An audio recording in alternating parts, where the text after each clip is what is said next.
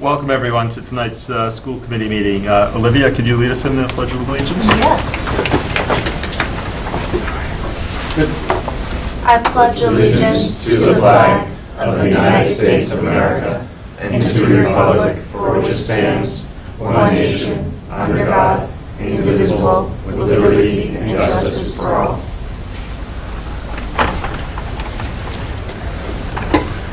Can I get a motion for the consent agenda on the minutes and oath, bills, and payroll? So moved. Second. Any discussion? All in favor? Aye. Aye. Interested citizens? Not tonight. Their recognition. Olivia, you want to start with? Sure. So this Friday, Shaker Lane has its Winterfest. On February 4th, Russell Street has its student staff basketball game. I did actually find out, thank you Mr. Branco, who won the geography bee at the middle school. It was the 6th grader Cam McLeod. The middle school has their spelling bee on the 12th. And their engineering club is going to MIT's Science Fusion Center on February 2nd. The high school has a career day sponsored by the PTA on February 10th. And all schools have an all-school band concert on February 9th, which is 5th grade band all the way through the high school. Then Shaker Lane and Russell Street have they are participating in Global Play Day, February 3rd. And that's all I have. Okay, thank you very much. Kelly? Very well done. Thank you. I wanted to just spend a minute talking about a presentation that I attended at Russell Street School. First of all, I'd like to thank Principal Bizidlo and his staff for bringing this individual in. Molly Sliney is her name, two-time Olympian. She's a fencer, not the type of, when you build the fencer type sport. And she shared her story with us, and it was just fascinating. I've heard a lot of speakers in my career in regard to character education, and she just connected so well with our kids. And she had some challenges as a student. She was dyslexic, and she somehow ended up, a teacher had brought over some swords. The teacher herself fenced a little bit, and the teacher came over for supper. And as a result, after dinner, she said, "Do you want to see how I fence?" And she brought these swords in and the gear, and the kids decided to start fencing with each other, and she beat her brother in terms of the point accumulation. So she ended up hooking up with a fireman who taught fencing, and ended up at a very young age in international competitions. And what was really interesting about her story is she qualified very early when she was young, and then the next year she didn't qualify. And the year after she didn't qualify, so she quit. She said she had enough of it. And her parents just said, "Fine, it's your choice." And after 3 or 4 months, she decided that she really missed it, and went back. And lo and behold, she's won a number of medals. And not only is she an accomplished fencer, she's been doing motivational speaking for a number of years. At the end, she gave all of the students a picture of herself, and on the back, she wanted them to draw a ladder and outline their goals in life, and also realized, or the kids realized through her speaking, that resiliency is very important, so is empathy. And in order to become good at something, you may end up failing for a while as well. So one of the best speakers I've heard in a while. So I just wanted to bring that to the school committee's attention, and also thank the staff and Principal Bizidlo. I think it was a very good choice of presenters. Can I add something to that? Mm-hmm. She actually came and gave a speech when I was at Russell Street. Oh, wow. That's part of the reason I took up fencing when I was in Russell Street. So I actually fenced for a few years, and then I started doing theater, and I didn't have time for both. But she was the reason I started fencing, and she actually taught me, so it was a cool experience. That's really cool, Yeah. Can I ask who sponsored that program? That, I believe, was it the LEF? That was Yeah, one of the ones we talked Littleton about last Education meeting, yeah. Fund, yes. So a great example of how those funds are put to very good use for enrichment. And that's it. So I guess we're on to presentations. The first one is by you on the district schematic and areas of strategic focus. Since I very seldom ever get to go up to the podium, I'm going to go up to the podium. See how life looks from this lens. When I was thinking about continuing to streamline our focus as a district, it dawned on me that we have a lot of things going on, and we spend a lot of time and energy talking about different foci within our district.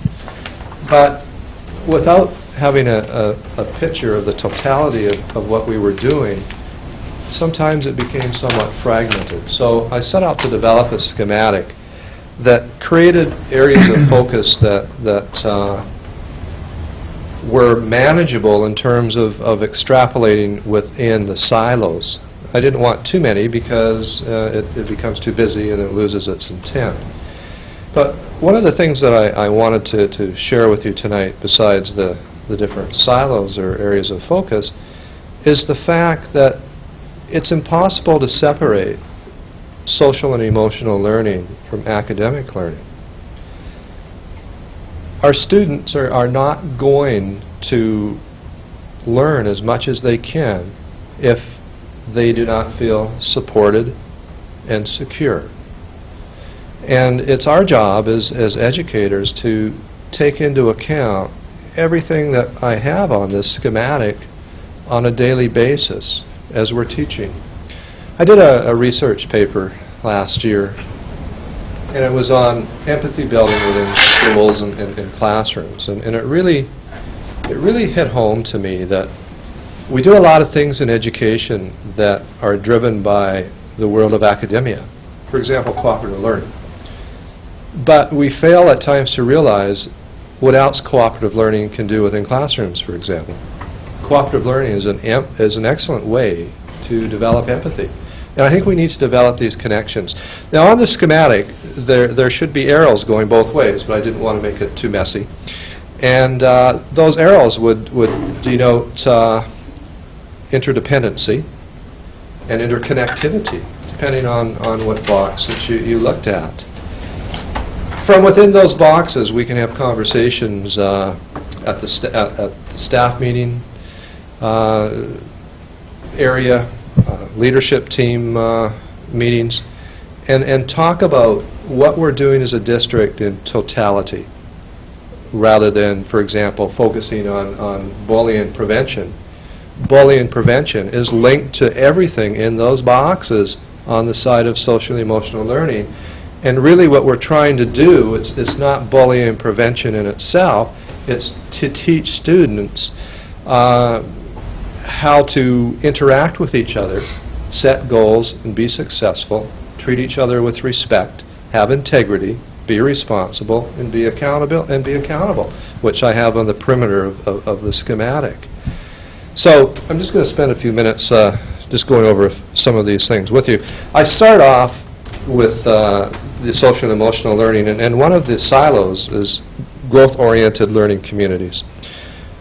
I didn't use professional learning communities as the fore phrase, so to speak, because when we look at growth-oriented learning communities, we're talking about staff and students. We should be developing climates, I'm going to focus on the word climate rather than culture, that encourages our staff to grow. If our staff continues to grow, our students are going to receive more opportunities to be successful because our teachers are going to be able to use best and next practice. It's going to affect what they're doing in their classrooms. Cooperative learning, there are many different strategies, instructional strategies that are used in our classrooms, but there's typically a disconnect between the academic gains of using these strategies and the social and emotional gains. So we need to tie those things in so that they're interconnected. and that when we're doing lessons in the classroom, we see those connections and use them wisely. Diversity awareness, sensitivity, and appreciation. The very important component. And I'm really proud of our district when I see what our students do. They celebrate diversity. They really do. They don't accept or tolerate. They celebrate. And we look at our Best Buddies program at middle school and high school, and when I see the interactions going on in the schools, I leave with such great pride. It's just so self-satisfying, and it's so nice to see. And we not only set an example for our schools, we set an example for our community, and our kids are setting an example for our community in that area as well. The character education, empathy building initiatives, we all have character educator programs in our schools. We spend time focusing on them every day. Small time intervals. We are now spending more time talking about how do we take those lessons that are learned in those environments in those short periods of time, and how do we transfer them to what happens every day, every minute, and in every classroom. And we have to continue to work on that transference as we move forward. It has to become habitual. It can't be something that's just taught. And it can't be taught separately from what we do within our classrooms. It has to be part of every curriculum. And it has to almost become subconscious. It has to become innate as teachers teach. Peer support. That is so important in developing that climate that moves social and emotional learning forward. Then we go across to the academic lens, where we're preparing our kids to be college and career ready or future ready, whatever term you would like to use. 21st century skills. 4 years ago, we defined what they actually meant. There are so many versions of 21st century skills out there. Unless you really define the vocabulary and the intent of what they are, you're floundering as a district. We have a very clear direction in terms of what that means. Transition planning from school to school, students with IEPs, school to college and careers. We continue to work on school to school transition plans. They're very, very important. Our expectations from one school to another are different. Our principals, K to 5, communicate a lot because we want to be sending the same messages and expounding the same values. 6 to 12, we have communication, great communication as well between those two principals. And then we have the four of them together talking about the K-12 continuum. But it's so important that we don't function as islands in the area of transition planning. College to career and career readiness. We offer that university course, nanotechnology. You've seen one presentation. Next school committee meeting, you'll see another presentation. We're connecting. Our students are having the opportunity to experience college before being thrown in the environment, and without knowing what to expect. They already have had an experience that better prepares them for what lies ahead. We are hopefully forging ahead with a partnership with Middlesex College, and we still are working on it at the school level, the high school level, and hopefully next meeting we'll have a presentation in terms of what we're proposing. But that would in essence allow almost, I would say a target goal would be 25% of our students to have at least one college course prior to exiting high school. And we're trying to create a program where the college courses, the credits would be transferable not only to another college but to a university. We want a dual credit approach, but we want the courses to be applicable to both college and university. And we won't be successful 100% of the time, but if we aim for 70 or 80%, I think that will be very helpful for our students. It will also give us an opportunity to take a look at our honors curriculi, for example, and make sure it correlates with first-year college. So our curriculum will, and I'm sure it is, but it will be another indicator that our kids are getting the skill sets that they need to be successful at first year of college. You've heard many times that a number of students throughout our nation spend a lot of time taking up prerequisite courses that don't count for a degree. And anything that we can do to prepare our students so that they don't have to take these make-up courses is going to allow them to move into college or university and have every course count. And as a result, spend less money and be able to start their chosen profession at an earlier time. So some exciting things in that area. Interdisciplinary learning, project-based learning. We've embraced that concept in all of our schools, and I think we really need to continue to embrace the notion of interdisciplinary connections. If we can do it, I would like to take a group of teachers from the high school to California to look at High Tech High, which is a charter school that's been very successful for a number of years in San Diego. And we also have some similar schools in Massachusetts. But we have some teachers that are very excited about looking at out of the box approaches to student learning, which are more project based. What better place to learn than to develop a partnership with a school in philosophy that's been so successful in that area? Again, I have growth-oriented learning communities. You can't separate that. That needs to be a driving force in whether it's social-emotional learning or academics. Tonight you're going to hear a presentation on our DCAP plan, something that we've spent some time reworking, recreating. We've involved staff, our leadership team, and have a plan that is meaningful and usable for each of our schools, which is important. And in essence, a DCAP just gives teachers tools in their toolbox that helps kids that have diverse learning needs, and it's a precursor to recommending students for testing to be on an individual educational program. And that's what a DCAP is.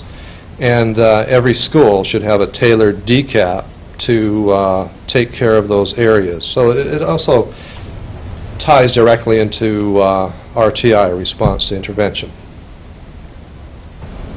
Rigorous standards-based curriculum that's aligned with the Massachusetts frameworks. That's what we're all about. It's not, the frameworks, again, are not the curriculum. They're part of the curriculum. And our teachers develop a curriculum that contains the Massachusetts frameworks. We pride ourselves in having a rigorous curriculum, hence our 5-year curriculum renewal that we're passionately pursuing and making sure that we have sufficient funds to do so that our students are exposed to resources that are up to date and aligned directly with the skills that they need to be successful when they finish high school. Individualized learning opportunities, advanced academic challenges, dual enrollment, as I've talked about, advanced placement courses, college partnerships, distance, online learning, tiered instruction. We recently struck a partnership with Edgenuity. And Edgenuity is an online consortium, but they offer some other components that are intriguing. They are directly tied in to NWEA testing or MAP testing. So at the high school, we're piloting what we call My Path, where we take the NWEA profile of a student and we're able to tailor that instruction to the student's strengths and challenges through enrichment by using the My Path curriculum, which is all online. So those are some of the things that we're doing. What's powerful about this schematic is you can look at it and it doesn't take you long to do a mental check to ensure that you're doing everything on here every day, every time you're with students. There should be a conscious focus on every silo that's listed. And within those silos, we have many different things that we do as well. I'd like to thank the administrative team for helping me refine this. It's always nice to do an initial creation and then have them academically critique it, so to speak, And at the end, you're assured of getting a product that really captures our mission and what we stand for as an educational organization. Questions? Alex? No questions. I think this is a nice way of wrapping up a lot of the things that we talk about, whether it's talking about a new way of managing, disciplining students from, I talk this a lot because you all talk about it a lot and I love it, which is turning moments from disciplinary or punitive into a learning opportunity. So tying in that work with work we're doing with UMass Lowell and Middlesex Community College. And I think it's a great way to illustrate a lot of what's in the strategic plan and a lot of what we talk about at the meeting, but in a more comprehensive and yet accessible way. So thank you, this is helpful. I hope that if you're done with any tweaks at some point, you put it online or in our the next version of our annual district report. Mm-hmm. Well, certainly. I don't think I have any questions unless I end up coming up with one with what I'm about to say. The two things that I think it's going to end in a question, but it shouldn't be. It should be a softball. I think the two things I really liked on here, one is the emphasis. I really love the two categories that you came down with, social emotional learning and college and career readiness. Specifically, I'm glad to see an emphasis on bullying and harassment prevention. We've talked before about how this seems like a concern that parents have in the district, and I think that we actually do have pretty healthy environments in our schools, but making sure that people know that that's something that we're focused on, I think is good for people to be able to visualize.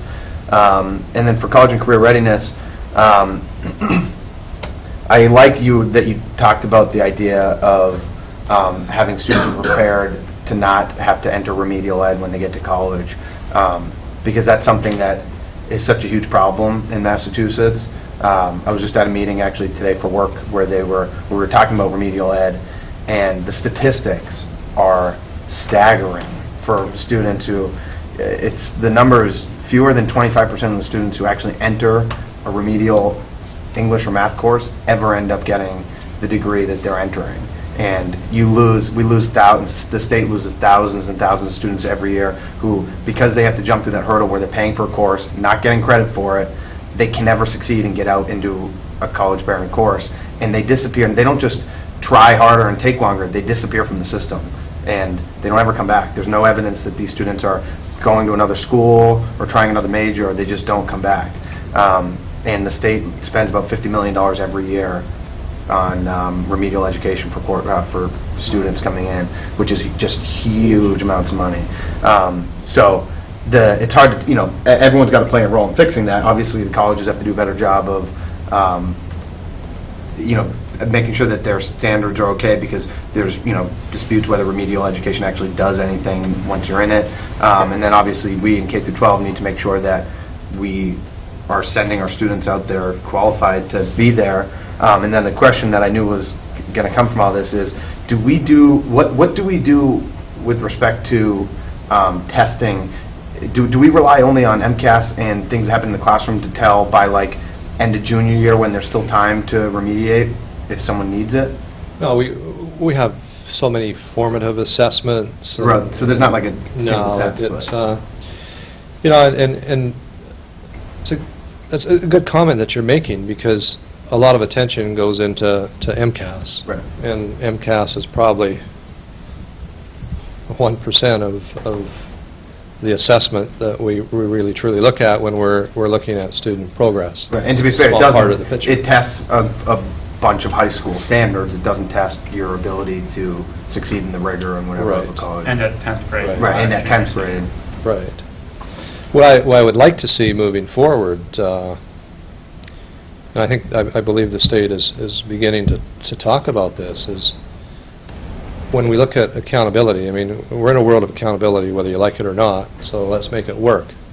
And the accountability systems across the nation are too academic oriented. I'm not downplaying academics, but in order to be successful academically, you need to have social and emotional well-being. There needs to be an indicator that depicts expectations of what social and emotional learning look like. And how are we measuring that? I don't care whether it's quantitative or qualitative, how are we measuring? It's an important indicator that deserves some attention. Right now, it's really not getting any attention in that domain. So. Yes. No, what's that? I think it's a good presentation. I agree with everything you put up. I just, one thing that's kind of missing it's probably like a box that's right in the middle, is like self-awareness and self-confidence type things, because that's what you're trying to get out of these whole, all of these things, is the students to know who they are and know what they can do and have the ability to go out in the world and do those, right? And it's kind of all-encompassing. But I think you can sit there and go around and around and add more and more things, so it's a double-edged thing. But no, that's a good comment. I'm gonna go back and think about that. I mean, it could go right under the social emotional learning box, and it's just where do you stop? But maybe that warrants a separate category. I mean, that's an excellent comment. And that self-awareness, resiliency, those skill sets are so important. One thing I didn't mention is when we look at social and emotional learning, at times we're too fixated on behavior. When we talk about students that are struggling, we talk about behavior. But what's absent at times from those discussions, and Rita and I have had many discussions on this, is the fact that behaviors that aren't conducive to learning are caused almost 100% of the time from students lacking the skill sets necessary to be successful. We need to reframe how we approach some of these situations and take a look at it as a skill set issue rather than focusing on it as a behavior issue. I guess another example, I've used the word neurodiversity a few times. And simply what it means is that when a student requires accommodations to learn, we design a whole plan around those accommodations. What we don't spend enough time talking about is the student's strengths. We all know if you accentuate somebody's strengths, those other areas are going to improve. Praise is a powerful word and a powerful action. And if students feel good about what they're doing, feel good about themselves, they're going to take risks. And isn't that what learning's all about? It's taking risks, doing things that are difficult. It's an iterative process and succeeding. And sometimes you may not succeed, but you keep trying until you do. And those conversations we need to continue to transform into the dialogue or language that I'm using, because the way we capture right now students that have behavioral challenges are focused around behaviors, and we can't be confined to the models that we're using. We need to figure out how we help students overcome these challenges. And if you don't have the skill development to be successful, you're going to be frustrated and you're going to act out. If they flew me over to China and I woke up tomorrow morning in a city in China and have no ability to speak the language, how successful would I be at finding a job or earning money to survive? Maybe a severe analogy in comparison, but it does prove a very valid point. You can't expect students to succeed at something if they don't have the appropriate skill sets. And our job as educators is to identify that and help those students develop those skill sets, not focus on behavior. I'm talking too much. No, I really appreciate the way you framed the presentation tonight. I had a couple of questions there. I see the SIPs are in here. Are we going to see the SIP format aligned a little bit more directly to this type of approach in the next set of iterations? There, Or yeah, is it just? there will be I'm a, just looking at how you talked before, and I think Alex already you talked about your green print, which is your right. work in progress. There will be greater alignment. It certainly won't replace the standards, but there will be certainly greater alignment to this, because this should become a document that guides our conversations as well. It just refines what we're doing within the SIPs and the strategic plan. So, good comment. And then the other part is, and maybe it's because of, since it says focus, and then there may or may not be direct linkage to other things in it, I don't want people to think that it's not being attended to, type of thing. So one of the areas I wrote it down while I was doing here is substance abuse. It doesn't show up directly in any of your things there, and I wouldn't want somebody to think that we're taking the eye off, some of the other issues that are also in the schools and the other pieces there. So we might need to make sure we frame it, the best a good way point. for the public there, because it doesn't mean we don't care about these other issues. Right. They're either subsumed into these activities or Right. what. We need to just make sure people don't come back and say, well, oh, you don't care about this, or type Right. of thing here. Right. With that in mind, I think that these cover in some way, shape, or form pretty much everything that we do as a district, and probably everything that we do as a community if you stretch it a little bit. But the one thing I did notice was absent, although it is, again, probably subsumed, just take a word from Daryl, is physical health. We talked about social and emotional learning, and we talked about peer support and bullying and harassment. That's sort of in there, and again, it's sort of underlying the whole thing. But the entire wellness piece. Yeah, so that's what I mean. I think I like the idea of it highlighting, where we may be a little weak, or we got to emphasize some cross connects that can strengthen the overall piece. But it doesn't mean we're not doing these other initiatives or other activities. That's worthy of coining another box, and maybe I can capture Mark's suggestion in that box as well, in terms of, I don't have the phrase right off the top of my head, but something to depict overall health and wellness, or something to that effect. A graphic like this is very powerful for somebody to walk away with, but at the same time, they can read something not into it. Yeah. Well, we don't want to limit it, and we don't want to leave something out that people couldn't obviously say, well, oh yeah, it belongs to this silo or this box. So, well, that's something we'll definitely tweak. And that's really good.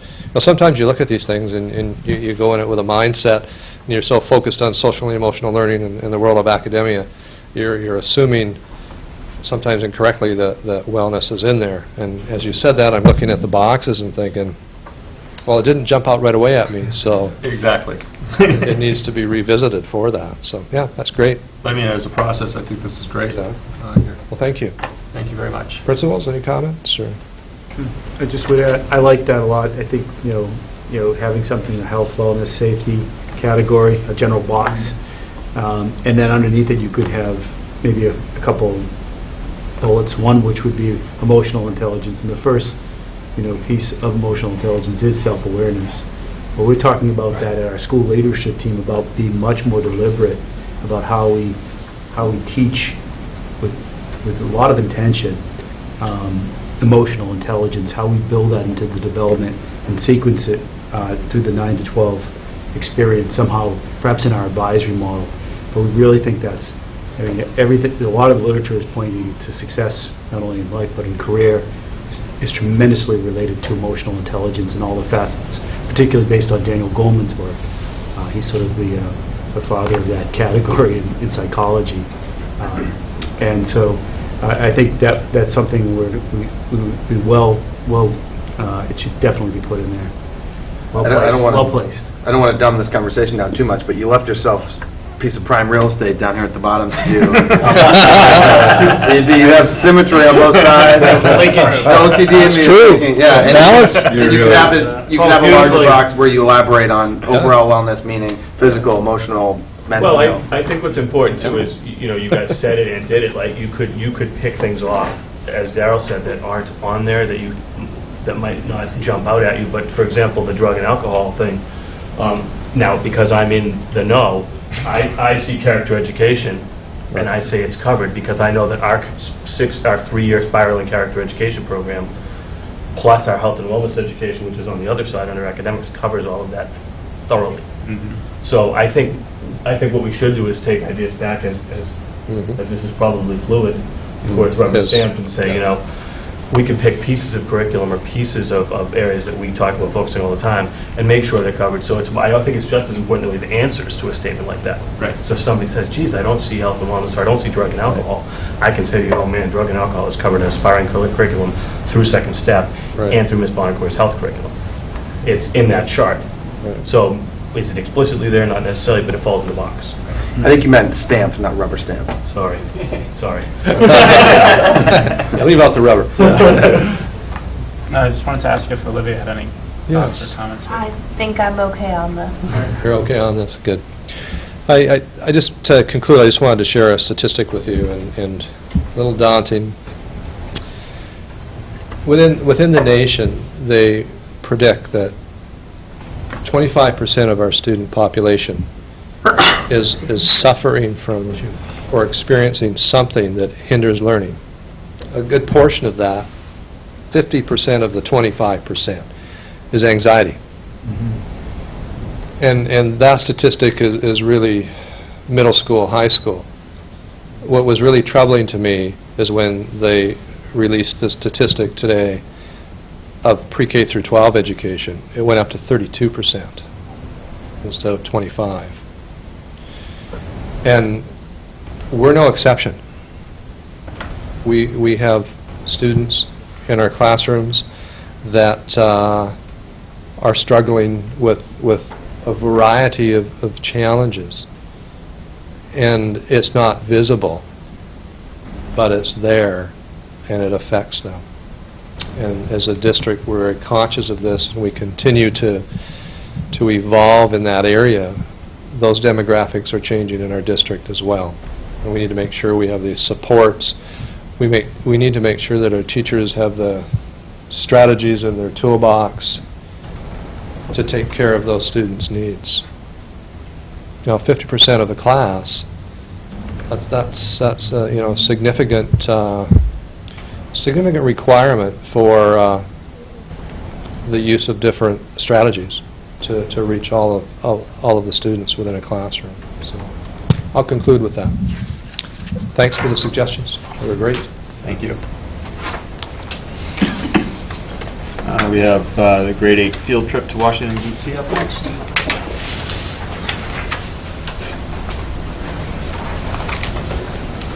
Good evening. I think you have, hope you have Ms. Finnerty's letter in the packet, which is up on the screen here. When she wrote this, I'm sure she did not know that the superintendent was giving a presentation on the blend of social emotional learning and academics, but if you read this letter through that lens, it's fascinating, actually. So as I was reading it again, coming up here, it's amazing to me. So, we've done the trip for many years. Personally, as an administrator at the middle school level, this is my 9th year out of 11 as an administrator taking this trip. I will be going again on this trip. It's a fascinating trip to take 8th graders on. Ms. Finnerty's words are way more eloquent than mine are, so I'm not going to read the entire letter, but you have it in there. But she talks about how it's an integral part of the 8th grade experience, provides them a really nice blend of educational, social learning experience that you just cannot duplicate, 1 in the classroom and 2 here in Littleton.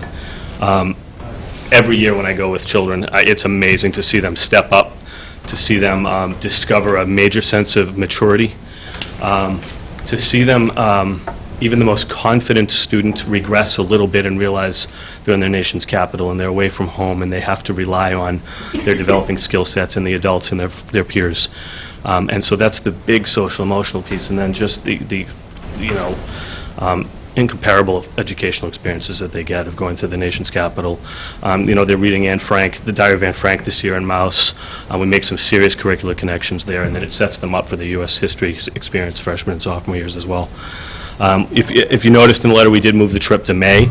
It was a large conversation. We had lots of parent conversations, took a lot of feedback from parents before we actually made a final decision on when that trip was going to happen. And so we are happy that we moved it to May. The weather is sketchy at best sometimes when you get down there. The experience is not always stellar depending on the weather. I also think, when you're trying to blend this kind of a trip in the middle of academia, whether we like it or not, we have MCAS seasons, and this allows teachers and students to do good work, to finish the curriculum, to push through, and it allows them to emotionally mature just a little bit longer, too, before we take them on this kind of a trip. So we did push it to May, going that week before Memorial Day.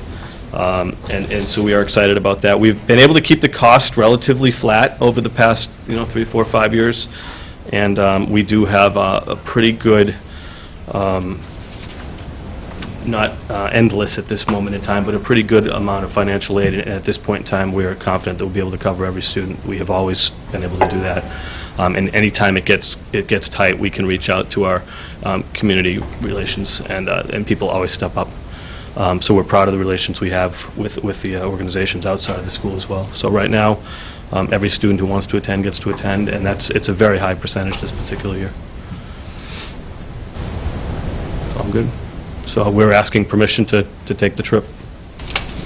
Questions, Mark? So did you align the May trip with the Nature's Classroom trip so you can shut down the school for the week? Yes, we did. We're not shutting down, it's just becoming a 7th grade institution for 4 days, yes. Wow. You Yeah. gotta find some place to send them. We're thinking of that next, right? That's right. Oh, yes, we did. Will you be sleeping at any point during that period? Me personally? Yeah, if you have 2 grades. I'm not often sure what different. that communication's going to look like. Yeah. Obviously, have you got the proper chaperones? Yeah, and- oh, yeah, yeah. We're required to have a 10-to-1 by the tour company. I guess, I don't know that I say this publicly every year. The staff is amazing. The staff steps up every single year. And we've got a variety of age, experience, family systems involved in the staff and faculty, and everybody who comes gives something up to come on this trip. People who have part-time jobs, people who have 2 or 3 children, people who have spouses, people who have other commitments in and outside of school. And every year we can get to that 10-to-1 ratio, and we have staff members who go on this trip in an excited manner, in a willing manner, and really make it an extension of the schoolhouse. And so I'm very proud of that. I will tell you that that's not always the case in school districts where I have friends and colleagues. So I think when we talk positively about this experience, I'd like to remember publicly that we've got a huge group of professionals that give up a lot of time to make this happen prior to the trip and during the trip. Miss Finnerty deserves a lot of credit for picking this one up last year, and for really running with this and making the trip special. Well, big shoes to fill when Yep. Mr. Levine left. Yep. They've been doing it for years. One thing that I'd like to have you try to address, I know it's difficult when you hire a company to do a trip, but there have been a few times where as a school, as a supervisor, you try to organize the trip. You're trying to keep costs down.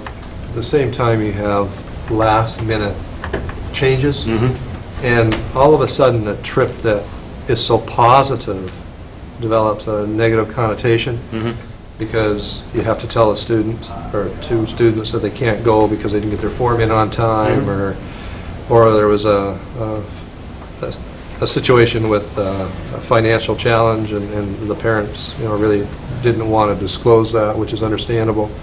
So I would just encourage you to think a little bigger, so that you don't end up in a corner simply because you're trying to keep the cost down. I know that's important, but it's really important that trip is viewed in a positive light, and it is. I mean, I don't want anybody to think that it isn't, but those challenges really are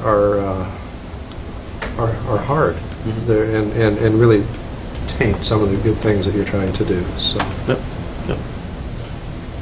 My only other comment is by moving the trip to May, you're going to hit a lot of sports seasons, and I would suggest you make sure you contact everyone that's going to be affected, which is both the school sports and the town sports, so Yeah, that they I can mean, plan that- in advance. Yeah, that list is actually endless because you've got people in scouts and in dance companies all over.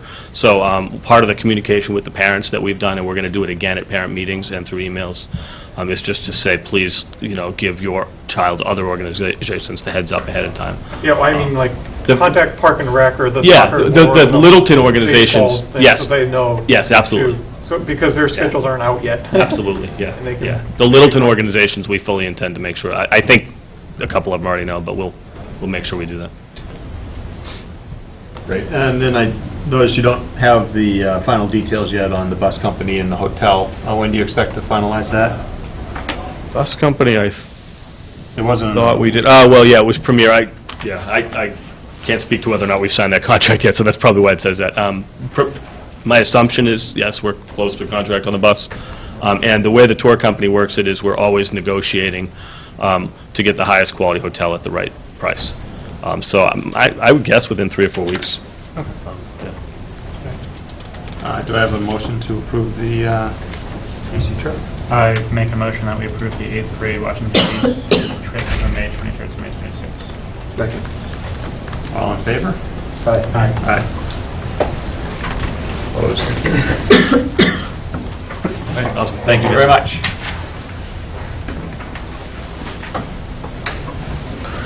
Let's see, up next, we have the district curriculum accommodation plan.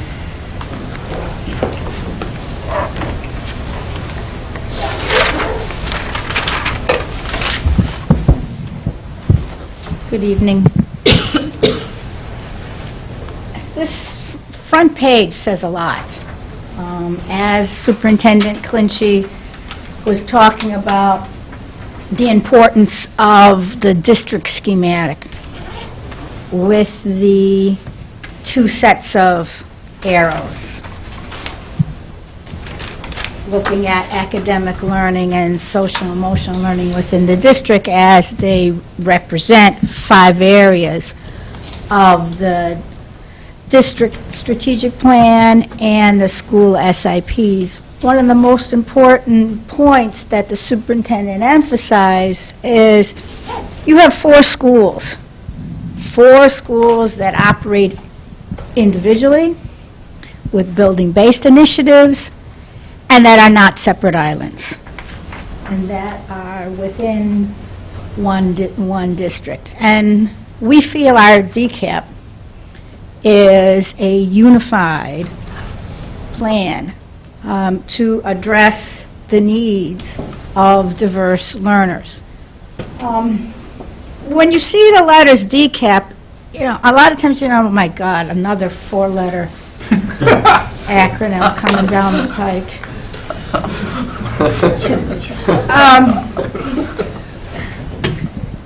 And in many places, it really is just another piece of paper. And I am very proud to tell you authentically, realistically, in this district, it is not. And the process for revising our district's previous DCAP was a very, very detailed, iterative, and collaborative process. So, I emphasize this front page purposely to show you that, our DCAP, the District Curriculum Accommodation Plan, is a formal entity that represents compliance with important state regulations. A DCAP is required by law. It is a plan to meet the needs of diverse learners within the regular education classes. And so its purpose is to support teachers as they look at analyzing and accommodating the diverse learning needs of students. Now, in Littleton Public Schools, our previous DCAP, from my personal professional perspective, and I think one that was shared by the 4 building principals at different times, the incumbents of those roles changing, we felt that the previous DCAPs authentically and accurately outlined the programs and supports for teachers and students, but was in need of improvement in outlining strategies to accommodate students' needs within a classroom setting. So let me tell you about how we came about to come up with this current plan. The timeline starts in the spring of 2014 when you heard Dr. Detweiler talk to you about the findings, DESE findings, in the spring 2014 coordinated program review. And one of those findings was that our DCAP was partially implemented. So therefore, it's incumbent upon the district to respond to those findings and develop a DCAP to be fully implemented. And in fact, that was. The DCAP, Dr. Detweiler submitted a DCAP on March 10th, 2015, that was found in full compliance.